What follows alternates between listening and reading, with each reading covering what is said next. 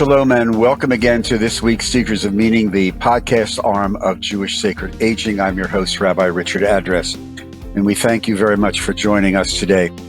As many of you know, Seekers of Meaning hopes to explore issues related to the revolution in longevity that is impacting our families and our communities.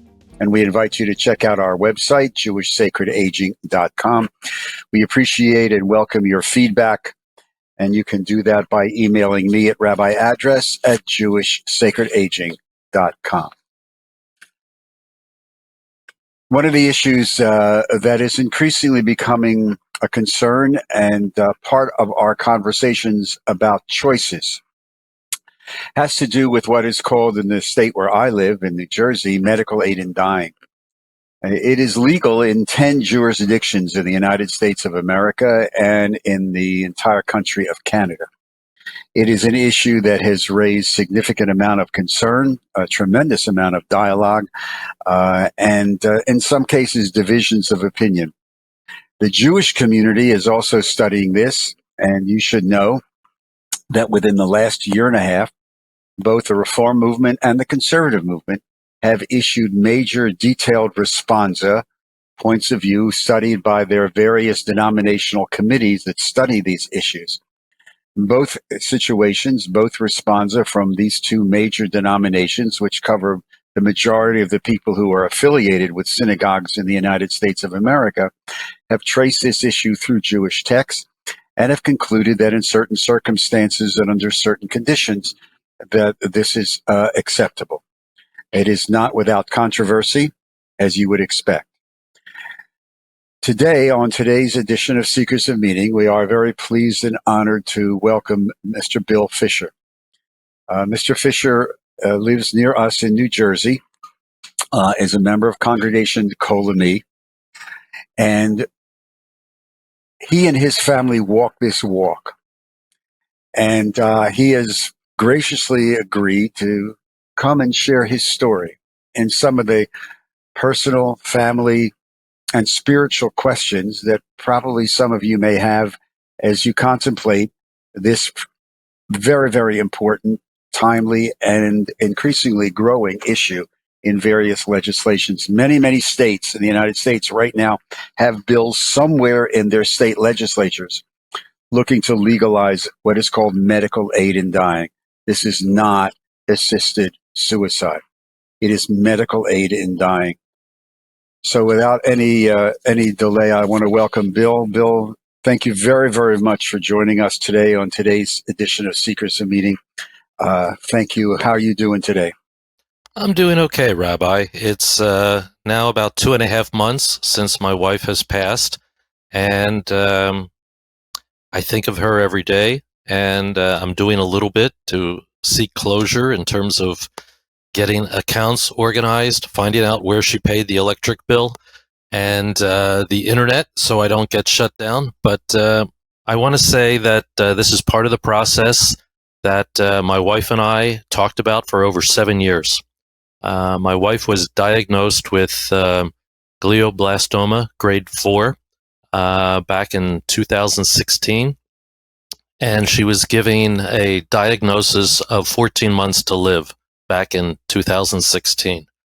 We live in the Philadelphia area, as you know, and we were lucky enough to participate in a clinical trial where she got the opportunity to be part of one of 32 people in the world to engage and take a vaccine, which is part of this whole new wave of smart drugs or immunotherapy. And they pretty much took a piece of her cancer when she was operated on, mixed it with what we call the special sauce, and it's called an antisense vaccine, and reinserted it back in her body. And the best way I can think of to describe it is that it acts as a little Pac-Man gobbling up cancer that could not be killed with radiation or chemotherapy. So that was 2016. My wife, we lived every 3 months from one MRI to another to see if the cancer was coming back or not, because with glioblastoma, 90% of the people die within 14 months. We knew that, and we figured every month that she got to live was a gift. And I want to say in year 6, everything had been fine every 3 months from those MRIs, but they found something. And we had no illusions that this cancer is very invasive, comes back in 100% of the patients with brain tumors. And the more we had diagnosis, analysis, we found that the tumor was coming back, and frankly was coming back with a vengeance. So I want to say in year 6, frankly, with your help and others, we found out about medical aid in dying and started pursuing that. My wife was a very healthy person. She ate right. She did everything right. She converted to Judaism from Presbyterianism, so that's something she did that was right. A very intellectual and person and very curious. And so when she heard about medical aid in dying, she wanted to explore that and see if that was an option for her.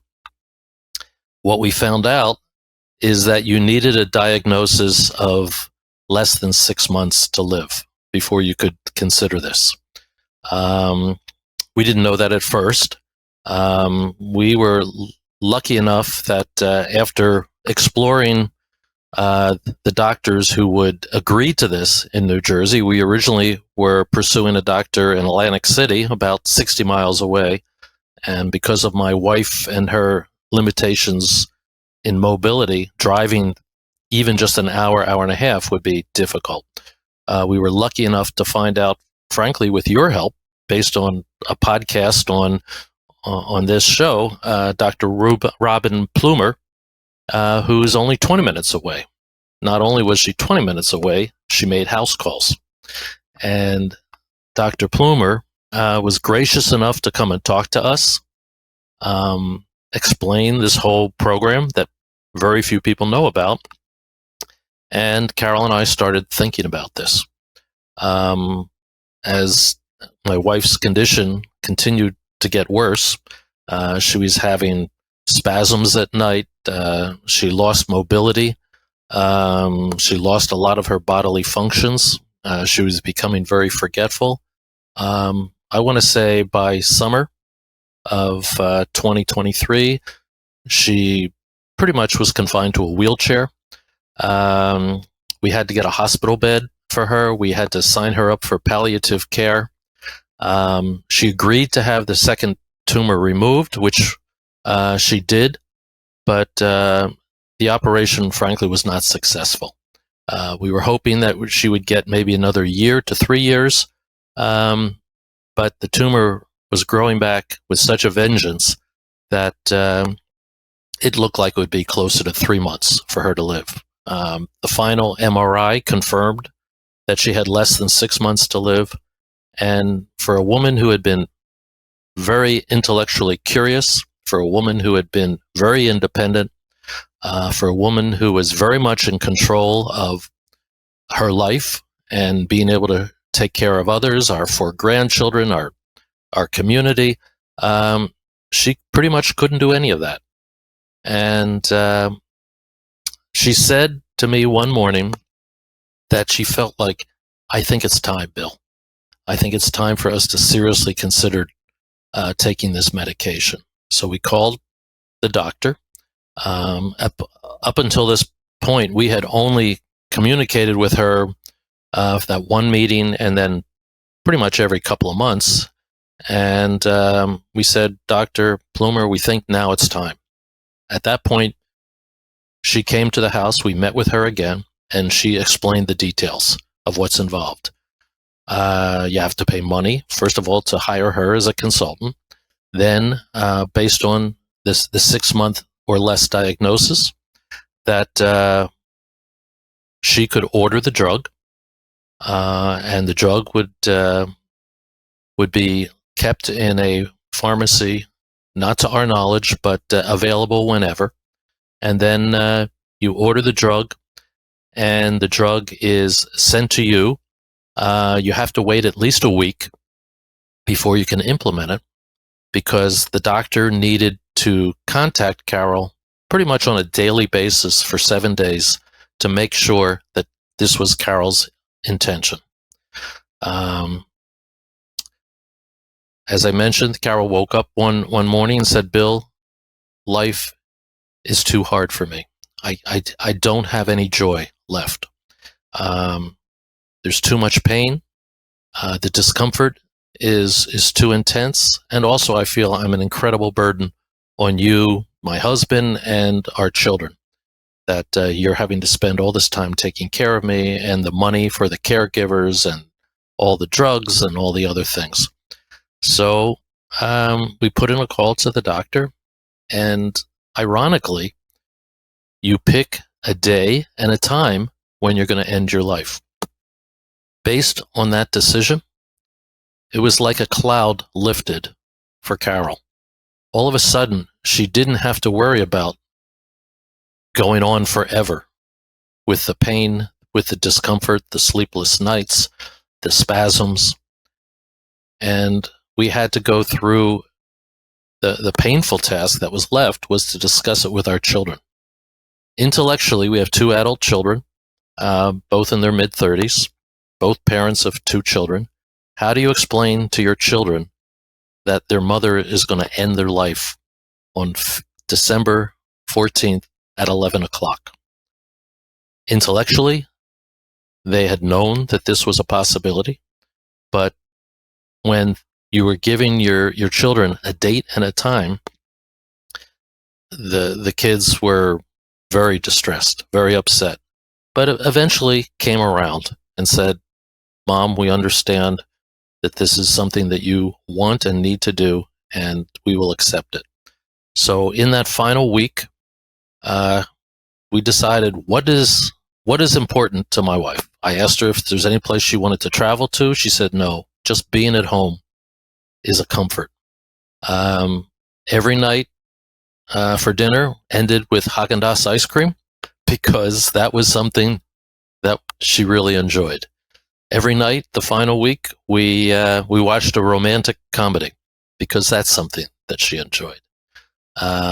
We engineered a visit to have all the 4 grandchildren together, and they came over to the house. They range in age from 1 to 4 years old. It was like having a litter of kittens in our house. They're crawling and all over her. They're playing tag. They're throwing indoor foosballs around. They're laughing. They're giggling. They're allowing Carol to read them stories. It was an incredible joy for her. And of course, me being a picture person, I made the kids all sit down with my daughter and son and their 2 kids and Carol, and we took probably 20 pictures of just all of us laughing and giggling and poking each other and tickling each other. It was priceless. So she got to say goodbye to the grandchildren as best you can, for primarily the 4-year-olds. But she came up with allegories to tell our sports-minded grandson that Grandmom was going to be up in the sky, but putting wings on his athletic shoes so he could run faster and jump higher. For my granddaughter, who loves the universe and planetariums and stars and planets, she talked about how she was going to be dancing amongst the stars.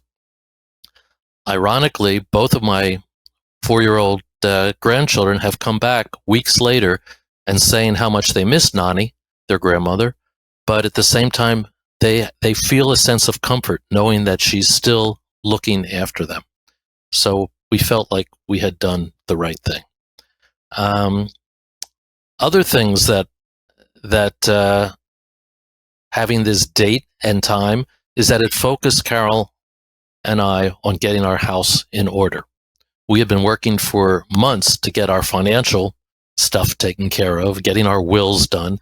Carol had written an ethical will, so that she was not only passing on to her family and friends financial bequests, but also her spiritual bequests.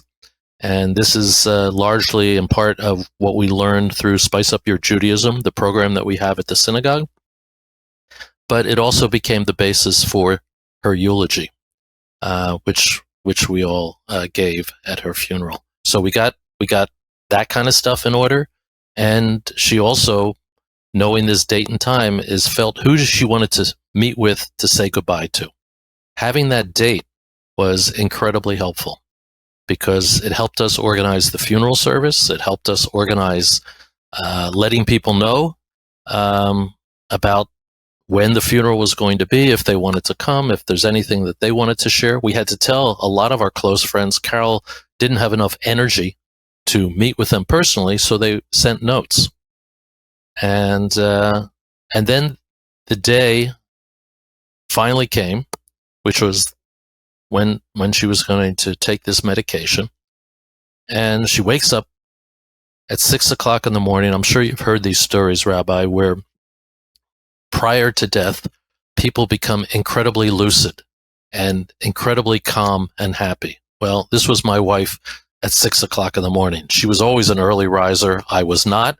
But at the same time, she wakes up and says, Bill, we need to have a conversation. So it's like, oh my God, here we go. I'm waiting for the to-do list, honey-do list of all the things I have yet to do, or all the things I did right and wrong. And pretty much for the next hour, my wife and I shared the joy, the sorrow, and the good times and the accomplishments that we had together. And she talked about how by doing this thing, by taking this medication, she still was lucid, she still had some control, and most importantly, she had her dignity. By having this, that even though she was diminished in so many ways, she felt that she got the opportunity to pass on with her dignity, and most importantly, her gratitude for a life that we had shared together for 40 years of marriage, and raising wonderful children, getting a chance to do incredible things in our professional careers, traveling extensively, enjoying family and friends. And she said, I have no regrets. We've loved each other. We fought together, a little bit like the Fiddler on the Roof. Do you love me? But she's a terrible singer, so she didn't sing it. But it was very much that kind of moment where she shared with me how much she loved our relationship, our partnership together. And she did have one request, and I honored that request by taking her sister down to the beach. So that was the only thing on the honey-do list that I had to do. But it was an incredible time of us being together and knowing that she was facing her end within a couple of hours. We spent this time together. Our children, who were invited to be there and chose to be there, they each had alone time with their mother. And the idea of being able to end your life in your own home, in your own bed. It was a sunny, mild day in December when this took place. She's looking out over the back garden, which she loved to be in, looking at the birds and the bird feeder. She was calm. She was at peace. And the doctor comes in, gives her the medication. Part of the protocol here is that the patient has to be cognizant enough and mobile enough to be able to lift up the medication once it's presented to them. And she started drinking this liquid of all kinds of very toxic, horrible things, but it's a very bitter tasting liquid. And then you alternate it with sips of sorbet because you need something sweet to modify the taste. So she would have the liquid, she would have sorbet, she'd have more of the liquid, she would have sorbet. And then when the doctor felt she had consumed enough of the medication, we just finished with the rest of this, the dish of sorbet, because the doctor says, and I'm sure this is what all these MAID doctors talk about, is that you have to end your life with dessert. So the idea is that she finished the bowl of sorbet, and then she closed her eyes and went to sleep. And after 5 minutes, she started to snore. And my son was rubbing her head. My daughter was massaging her feet, which my wife always loved. I was holding her hand. And her sister, who had been with us for the final month, she was in the room as well. And then Carol stopped breathing within the hour.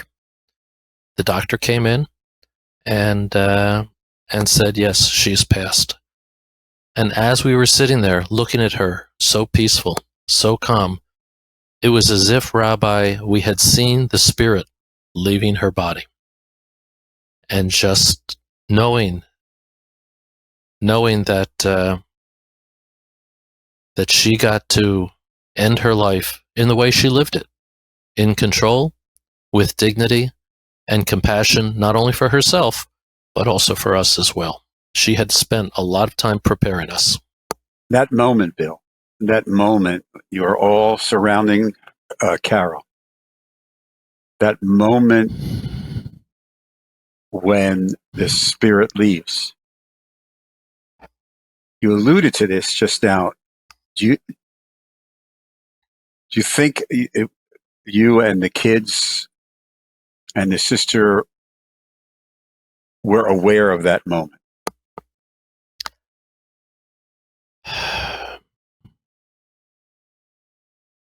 I want to say yes, because even though she had been sleeping, or what appeared to be sleeping, all of a sudden there was a perceptible calmness on her face. And it was remarkable. And I had been preparing for this, like I said, for 7 years. I didn't know what to expect, Rabbi, but I had opposed this for a long, long time.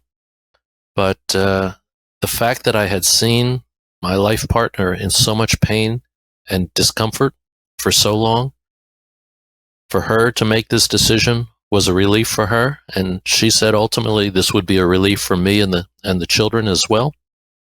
And I want to say that, yes, you could see a perceptible difference of this calmness coming over her. And it became a comfort for us to know that we could be there. And this idea of the planned exit. And it was very much what she wanted. And it wasn't in a hospital. She wasn't hooked up to all kinds of tubes with strangers around and buzzers and bells going off. But she decided in a couple of months earlier that enough already. Enough extraordinary measures. I did the surgery. It didn't work out. I'm going to be at home, and I need to be just as comfortable and feel as cared for as possible. So, yes, I want to say that we did notice a change in terms of that. Carol's and your journey, the family's journey, really, this was one chapter of this journey. But could you walk me a little bit through the discussion about the funeral? Because this was a green funeral. And some people who may be listening or watching this may have heard of this, but not really understanding. So if you don't mind, could you just explain to us what the green funeral was and how you accomplished that? Because it was a very moving moment and ceremony. Well, you have to realize, Rabbi, that my wife and me as well have been involved in the sustainability community for decades. My wife, for probably 17, 18 years, was a book editor at Rodale Press, Rodale Press, Organic Gardening Magazine, Runner's World, Prevention Magazine. She was the head of the book division and wrote some of the earliest books on energy conservation. This is long before sustainability was even a term. So she was always interested in, I want to say, energy conservation and how to deal with climate change, because before that was a thing. And my wife, as this intellectually curious person, was concerned about what she could do in her as part of her final act to make sure that her passing, her demise, was not going to be contributing to climate change. She had done the research. We originally thought we were going to be cremated, but the research with cremation is that to burn a body at very high temperatures emits an incredible amount of carbon into the environment, also uses close to 30 gallons of fuel in the burning process, that there were other options out there. She explored this idea of green funerals, and we found out remarkably in the Philadelphia area, there was a place, a cemetery, that honored this request. It's called West Laurel Hills in Bala Cynwyd, Pennsylvania, and they have a spot reserved for green burials. The green burial is something where bodies are buried in a sustainable way. The graves are hand dug, no machines are used. Caskets have to be compostable.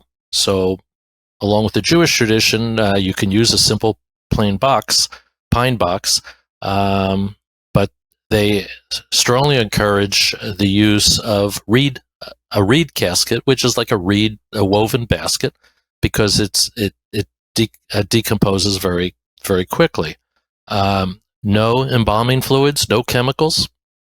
And then the body is wrapped in either a linen shroud or compostable clothes, natural fibers. In my wife's case, she had a linen dress that she had worn for my daughter's wedding, and both she and my daughter felt that that was appropriate for her to be buried in. So the idea of having this funeral service nearby our house, having the burial site within walking distance of the chapel. Everybody showed up in their cars, but then we walked from the chapel to the burial site, and then we walked from the burial site. We decided to have a reception there at the cemetery because we had so many people coming in from out of town. But the idea of this natural green burial with no chemicals, minimizing on carbon pollution, being buried in a field which will be unmarked with gravestones, but will be planted with native species and wildflowers and trees. There is a commemoration wall where her name will be carved in, and then there's a spot in the neighborhood for me, the husband, hopefully a long time away, but I can't be necessarily buried next to her. But again, for the secret life of trees and all of these other things that trees and plants communicate within 3 miles of one another through the fungi and mitochondria and all that kind of stuff. Mycelium, I guess it is. But so at least we'll be communicating when we're both interred. But it seemed like a comfortable way for her to pass, and for her forever neighborhood, as we like to call it. And again, this is something that when she was first diagnosed, we planned this 4 or 5 years ago. We met with the cemetery folks. We met with the funeral directors, and we paid for everything in advance. And the idea was, we knew that at the time of our passing, it would be a very stressful time. We wanted as few problems and issues as possible, and it was a great relief to have all of this done. So there's very few places, I think, around the country even that have this, but we're lucky enough in Philadelphia that this is a special place here, and the whole experience in terms of dealing with Carol's passing and all the logistics of letting people know, the fact that all of this was planned in advance. And again, Carol brought me along. I knew nothing about any of this. So yes, it was. I'm glad we did it. I'm happy that that this is something that reflects our values.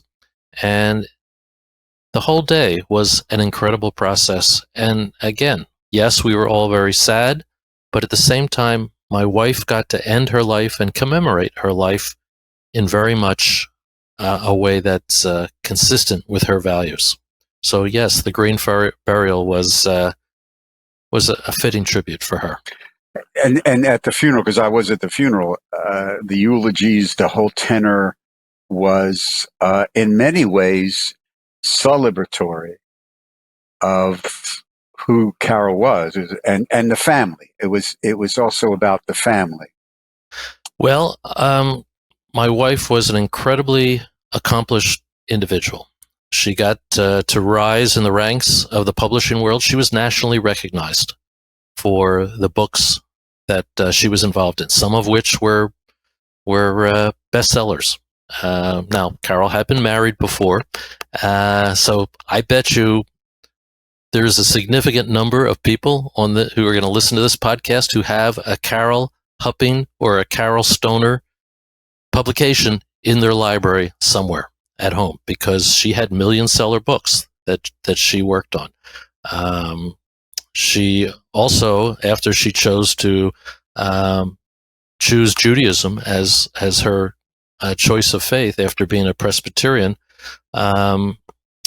she ended up working for the Jewish Publication Society, and she got to work on the definitive interpretation of the Tanakh for the conservative movement, and in, I want to say, a majority of the conservative synagogues is the translation of the Tanakh that my wife organized. She worked with leading scholars all around the world who respected her and challenged her, and she did the same back to them. So there was, with all of this intellectual curiosity that she had, this love of family that we both shared, and the fact that she had planned her exit as best she could. That's what we had to celebrate. She was, yes, sad because she would have loved to live longer, but the fact that she felt, and she told me, I have no regrets in any of this, and that I got to choose my way of passing based on my values, based on my choices. I'm not sad. I'm not sad. I'm ready to move on to whatever is next. So yes, that's what we tried to reflect in the eulogies that we all spoke No, you of. You did, and the idea of it. This is part of the emerging dialogue with this. That you have the ability to make these choices. We publish a blessing on signing an advance directive as part of our work, and in that is the acknowledgement of exactly what you talked about, Bill. Giving thanks that I have the ability to make choices, and the blessing that my family will honor these choices. It is not without controversy, as you know, but I'm very happy to have been, part of the people who wrote in favor of the bill when it was being discussed in the New Jersey State Legislature. And this is part of our ongoing dialogue right now around the United States. And the law is extremely, as Bill alluded to, there are many, many hoops that you have to jump through. It is not just something you wake up and say, I'm going to do this, and everything fall in place. And in New Jersey, there are not that many doctors who will write the prescription. So this is something that if this touches you, or I would assume that there may be one or two people who would listen or watch this who are contemplating this, you have to check your own state. Because in some of these states there are residence requirements. It's somewhat complicated, as Bill alluded to.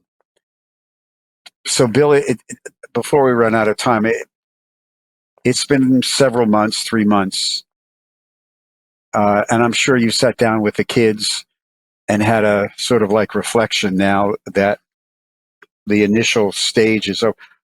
What are you feeling now?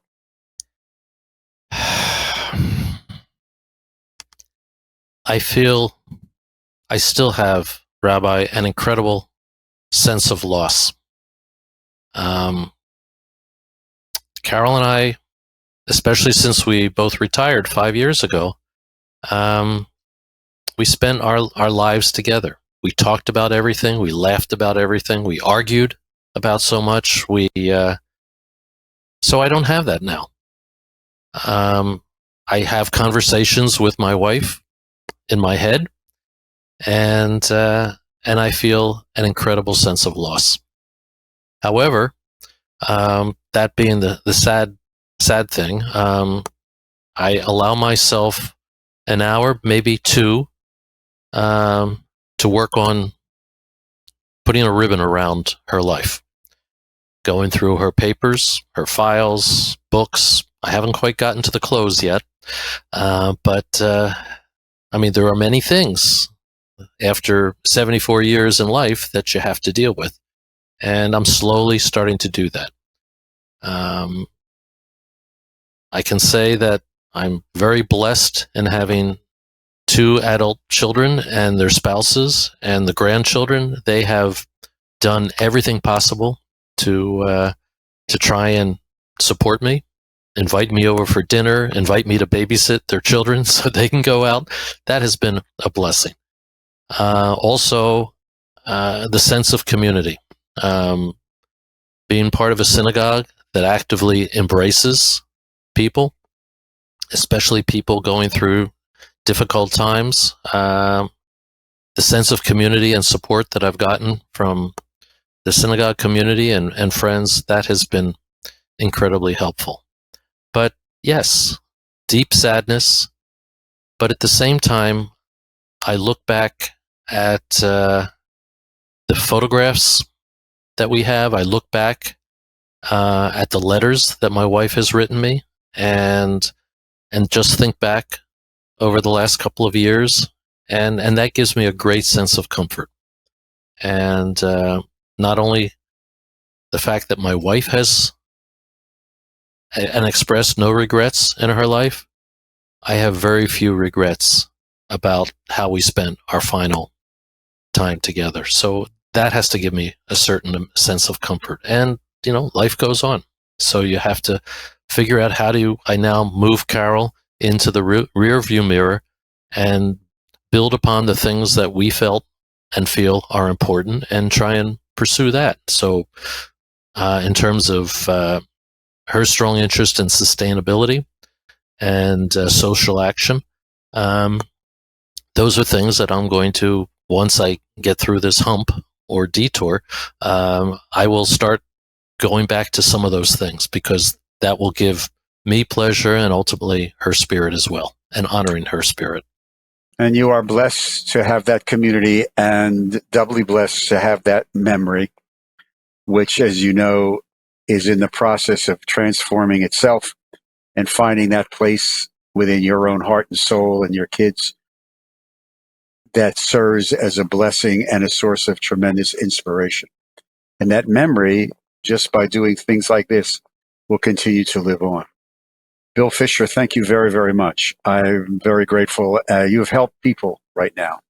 I guarantee that. So I will see you soon, I hope. Stay strong, stay safe, and thank you very, very much. Thank you. To all of you, thank you very, very much for joining us on today's edition of Seekers of Meaning, the podcast TV arm of Jewish Sacred Aging. We appreciate your time. If you have a comment, again, feel free to email me at rabbiaddress@jewishsacredaging.com. If you'd like to make a tax-free donation to help support our work, go to the website, jewishsacredaging.com, click on the donate button. And if you're a member of an organization or company or group that would like to help sponsor some of these podcasts, again, just email me. We'll take it from there. A big thank you to our producer, Steve Lubetkin, who, along with the Lubetkin Media Companies, is the producer of these podcasts. And a big shout out to Steve as usual.